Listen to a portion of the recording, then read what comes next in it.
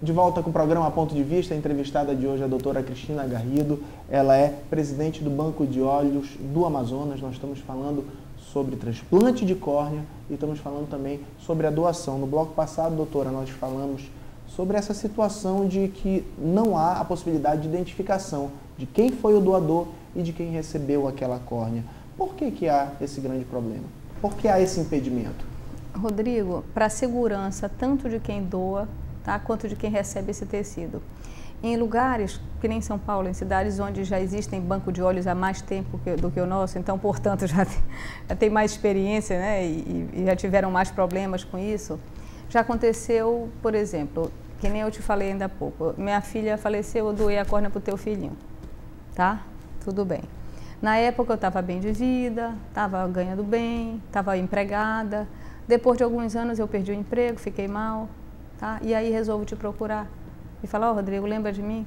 Mãe daquela criança que doou a córnea, que deu a visão para o teu filho, tá? E agora eu tô muito ruim economicamente, perdi tudo que eu tinha e eu soube que você está super bem de vida, o que é um apartamento que você podia estar me emprestando para eu morar? Então, coisas dessa natureza já aconteceram, tá? Ou então, eu ir todo dia para a porta do colégio do teu filho, abraçar, ficar perto, beijar, como se fosse um luto patológico, tá? Como se eu estivesse vendo a minha filha do teu filho e coisas dessa natureza e outros problemas mais, tá? Que se a gente fosse enumerar aqui, a gente não saía daqui hoje, mas enfim. Então, para a segurança de quem doa e de quem recebe, não é permitido se fazer isso. Algumas pessoas falam, tá, mas de vez em quando mostram na televisão que doou coração, né, e mostra quem recebeu. Para a doação de órgãos, como a doação de órgãos é mais difícil ainda de acontecer, porque você sabe que para doar córnea é um tecido, não é um órgão, tá? Eu trouxe aqui esse olhinho, tá? Só para a gente lembrar que a córnea é essa películazinha transparente aqui, ó, tá? Então eu tenho aqui o castanho do olho, que não existe olho preto, né? A gente fala olho preto, tá? Tem o castanho escuro, então tem o castanho do olho, que é a íris, é o colorido, e a córnea fica na frente, como se fosse a mica do relógio, tá? Ó, tá? Então é isso aqui, tá? É a mica do relógio.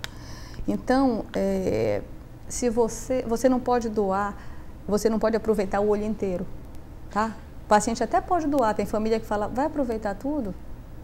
Então, eu posso doar o branco, eu posso doar o... Tá? Mas eu vou talvez falar uma outra coisa, tá? E se o paciente quiser doar tudo, ele doa, mas o que vai ser aproveitado é a córnea e o branquinho do olho. Agora, para que o branquinho do olho? Tem pacientes que estão na fila esperando, crianças que tiveram tumor maligno, precisaram retirar o olho, tá? E que por isso, se você não preencher essa cavidade com uma prótese, a parte óssea dessa criança, ela não desenvolve, tá? Ela fica, não sei se você já viu na rua algumas pessoas com isso aqui meio assim, tá? Meio profundo, tapados, meio irregular, tá? Porque às vezes na infância retirou o globo ocular, o que faz a parte óssea desenvolver normalmente é a presença do globo, como o pessoal brinca, da bola do olho, tá? Então é importante a gente lembrar que a córnea é um tecido, olha. Ela não é um órgão, tá? O órgão, no caso, seria o olho todo, tá bom? Então, tem que se ter bastante cuidado nisso. Tá? E ela é transparente, ela não sabe se defender. A córnea, a gente considera a córnea um tecido, tá? Ela não é um órgão. Então, por ser um tecido e ser o único tecido transparente que a gente tem no corpo inteiro, tá? É como se fosse a mica do relógio, né? Então, você sabe que o resultado cirúrgico é muito melhor. Quanto mais sangue tem um órgão ou um tecido, maior a chance dele rejeitar. Tá? A córnea não, a córnea ela é transparente, então a chance de rejeição, o risco de rejeição é muito pequeno.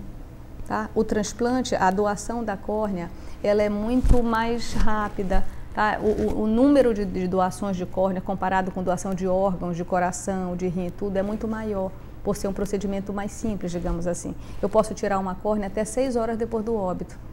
Tá? E o coração, e o rim, então, não, o coração você sabe que o paciente está em morte cerebral, mas ele está na máquina, respirando, o coração batendo. Então é mais difícil geralmente para a família aceitar que o paciente morreu, que o cérebro morreu, mas que ele continua só respirando pela máquina, que se eu tirar aquela máquina ele está morto. Diferente da córnea. A córnea, o paciente morreu, como a gente fala, morreu total. Parou tudo, até 6 horas depois de ele parado tudo, você pode fazer a retirada da córnea e rapidamente. Tá? O coração não. Então, por ser mais difícil, geralmente as pessoas acabam identificando, é meio arriscado, mas virou, mexeu, você vê na televisão, olha, esse aqui te deu ao coração, esse aqui recebeu. Mas é uma coisa que na prática não pode. É complicado. Como diz a Fabiana Carla, não pode. Falando um pouquinho dos problemas mais comuns na córnea, Sim. principalmente aqui na nossa região, quais são? Olha, o que mais chega, existem os pacientes que chegam de urgência, precisando de transplante de córnea no desespero, digamos assim, que são aqueles pacientes perfurados, com infecções graves por conta das benditas lentes de contato. Tá? Nós já vamos falar da lente daqui a pouco. Então, tem os de urgência que chegam e que acabam realmente tendo que receber a córnea, porque você não vai deixar uma pessoa perfurada esperando uma córnea, Ave Maria, com o olho na mão, não tem condições. E os pacientes que aguardam na fila sem urgência máxima. Tá? Desses que chegam com urgência máxima, precisando de uma córnea, geralmente são os casos de infecções e a maioria por conta das lentes de contato compradas em camelô, tomadas emprestadas no colégio de um colega para o outro sem saber a procedência, tá? Ou as lentes comunitárias, como os colegas às vezes chamam, porque você usa e é meu irmão, aí tu usas na quarta, eu uso na quinta e ele usa na sexta, a mesma lente. Isso não existe, gente, tá? Não tem como você pegar uma lente, tá? Que é uma coisa muito pessoal, e dividir com outras pessoas. Será que eu sei se o Rodrigo está com uma conjuntivite ou com uma infecção e aí me passa e eu passo para outro? Isso não existe, tá? Mas isso é o que a gente vê no dia a dia.